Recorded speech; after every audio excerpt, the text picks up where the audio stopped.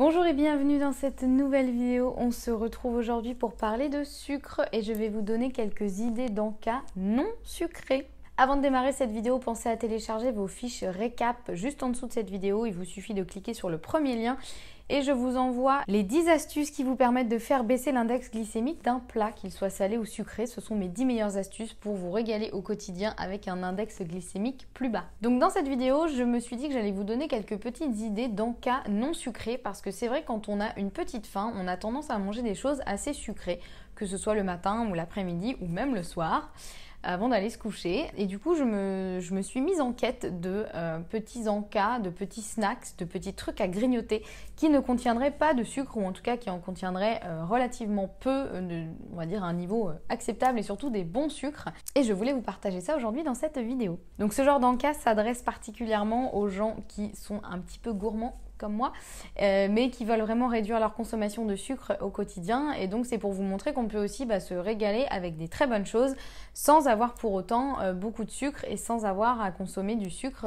matin, midi et soir, ou même la nuit. J'espère que vous ne mangez pas trop la nuit quand même. Le premier de ces encas, ce sont des fat bombs, des bombes de gras, on appelle ça en français. Ça sonne beaucoup moins bien en français, il y a vraiment des choses qu'il faut garder en anglais parce que bon voilà. Donc c'est un truc qu'on voit plutôt dans l'alimentation cétogène, c'est un truc que j'ai découvert comme ça, au détour, non pas que j'ai moi-même appliqué l'alimentation cétogène, mais au détour d'un article qui m'a mené à un autre article, puis un autre article sur cette alimentation cétogène, je me suis rendu compte que c'était très populaire au sein de ceux qui pratiquaient cette alimentation. Donc les fat bombs, en fait, ce sont des petites, on va dire des petites bouchées, des petits bonbons, mais qui ne contiennent pas du tout de sucre, qui ne contiennent que du gras et du cacao en général, mais on peut les aromatiser à ce qu'on veut. Et en fait ça a cet avantage que c'est très gourmand, parce que du coup c'est hyper onctueux, c'est vraiment du gras avec du gras, c'est hyper onctueux, c'est assez parfumé parce qu'on peut rajouter du cacao, de la vanille, ce qu'on veut tant que ce n'est pas sucré.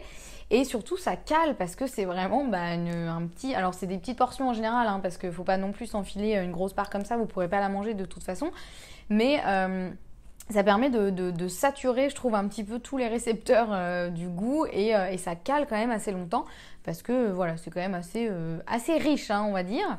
Donc au niveau des recettes, je vous en mets quelques-unes dans la barre d'infos, mais globalement, il s'agit principalement en général de mélanger de l'huile de coco, de la purée de cacahuètes et du cacao. Moi en général, je fais juste ça, donc les trois comme ça. On peut éventuellement rajouter un édulcorant si on veut, à condition que ce soit un bon édulcorant et on rajoute pas du sucre, on rajoute pas n'importe quoi. Donc éventuellement de la stevia, du xylitol, des choses comme ça, mais en quantité vraiment toute petite, parce que le but c'est pas non plus de vous donner un super goût sucré et du coup de continuer à vous habituer à avoir ce goût sucré. Moi je trouve que vraiment les trois ingrédients tout seuls ça passe très bien. Voilà, vous pouvez juste rajouter une petite goutte d'édulcorant si besoin. Mais après, il y a d'autres variantes. Vous pouvez en faire aussi au matcha, à la vanille, enfin voilà. Je vous mets quelques petites recettes en barre d'infos. Après, une fois que vous avez compris le principe, n'hésitez pas à tester, à faire vos propres recettes. Et l'idée, c'est vraiment de les faire prendre dans soit des petits bacs à glaçons ou dans des tout petits, des mini moules, vraiment des petits moules à gâteau. Qui vont permettre de faire comme des petits bonbons un petit peu. Alors juste un truc, faites attention à si vous les emmenez, si vous les transportez, comme ce n'est que du gras, ça fond très vite. Donc si vous les emmenez qui fait un peu chaud, prévoyez une boîte, une petite boîte plastique, quelque chose, un contenant qui ne fuit pas, parce que sinon vous allez retrouver avec une flaque. En fait, vous n'allez même pas pouvoir manger votre petite fat bombe. Donc voilà, mais c'est quelque chose qu'on peut tout à fait avoir dans son frigo et se prendre si on a un petit creux et qu'on veut quelque chose de pas sucré. Évidemment, on n'en abuse pas non plus, ça reste quand même beaucoup de gras, même si c'est du bon gras. Voilà, c'est comme pour tout, on n'en abuse pas, mais vous pouvez vous en manger une petite de temps en temps comme ça quand vous avez un petit creux. Le deuxième encas, ça va plus être pour ceux qui veulent un mélange un petit peu, alors soit sucré-salé, soit totalement salé, mais quand vous avez vraiment un petit creux, vous avez envie de manger quelque chose, mais vous n'avez pas du tout envie de manger du sucré ou vous voulez vraiment éviter d'en manger, et tout simplement, vous pouvez vous faire des bâtonnets de crudités. Donc moi, principalement, je trouve intéressant les carottes et le céleri branche avec du houmous ou du beurre de cacahuète. Alors, crudité houmous, on connaît à peu près, mais je trouve que c'est quelque chose qu'on ne pense pas forcément à manger comme un petit encas. On pense à manger ça à l'apéro éventuellement, ou voilà. Mais en fait, c'est quelque chose qui est assez facile à emmener avec soi. Si vous voulez les emmener pour la journée au bureau, à l'école ou en voyage ou que vous pouvez avoir chez vous. Mais je trouve que c'est un encas auquel on pense pas forcément et qui en fait est plutôt bien parce que il y a beaucoup de choses à mâcher. Les carottes et le céleri branche, c'est quand même, il faut mastiquer. Donc ça fait quand même vachement travailler. Et puis le houmous amène un côté quand même assez gourmand, assez onctueux. Et surtout, moi j'ai découvert qu'on pouvait vraiment les manger avec du beurre de cacahuète. Alors évidemment non sucré. Et du coup ça rajoute un petit côté un peu sucré-salé, même s'il n'y a pas de sucre dans le beurre de cacahuète. Mais en général, je trouve qu'il est plutôt associé à un espèce de gourmandise un peu sucrée. Et donc ça passe très bien en fait des carottes avec du beurre de cacahuète ou du céleri branche avec du beurre de cacahuète. Ça peut paraître très bizarre comme ça, mais l'essayer, c'est l'adopter. Faites l'essai, voyez si ça vous plaît ou pas. Mais moi je trouve que ça se marie hyper bien et voilà, ça fait un truc qui est assez onctueux, assez gourmand. Alors qu'au final, ça reste quand même assez sain à condition de ne pas évidemment s'enfiler le pot de beurre de cacahuète. Le troisième encas, ça c'est mon préféré, c'est quelque chose que je fais très régulièrement et que j'ai toujours sur moi. Il s'agit simplement de prendre des oléagineux et du chocolat noir, minimum 70%. Moi personnellement, je préfère le 90%.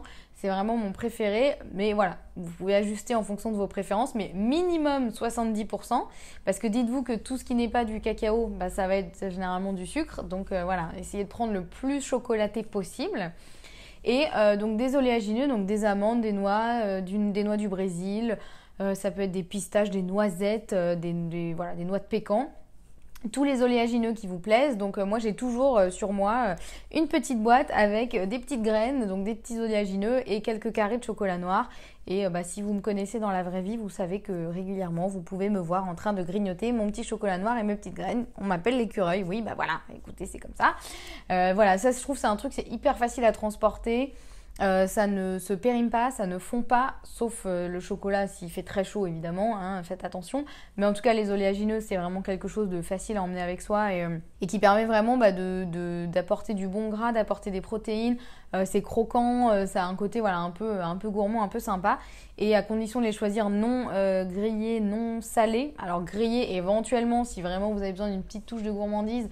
Ok, mais au niveau des nutriments, c'est toujours mieux quand ils sont pas grillés. En revanche, non salés, parce que ça sert à rien de vous rajouter du sel par-dessus. Donc voilà, c'est pas non plus l'objectif. Ensuite, vous pouvez aussi vous faire des boules d'énergie, donc ce qu'on appelle des boules d'énergie. Donc c'est simplement mélanger des fruits secs comme des dattes, des pruneaux ou des figues sèches avec des oléagineux et pourquoi pas du cacao ou bien encore une fois comme pour les fat bombs, on peut les personnaliser et en faire un petit peu à ce qu'on veut. Donc je vous mets une ou deux recettes dans la barre d'infos également, mais voilà, ça c'est vraiment quelque chose qui est assez facile à faire.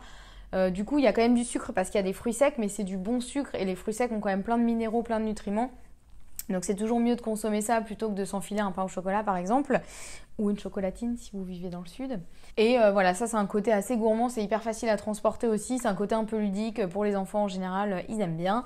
Voilà, donc ça c'est aussi un des trucs que je fais assez régulièrement et que j'adore emmener pour le goûter, pour les petits creux de la journée. Et enfin, dernier encas, ça peut être de vous faire un smoothie sans sucre. Alors j'ai fait toute une vidéo sur comment vous faire un smoothie à IG bas.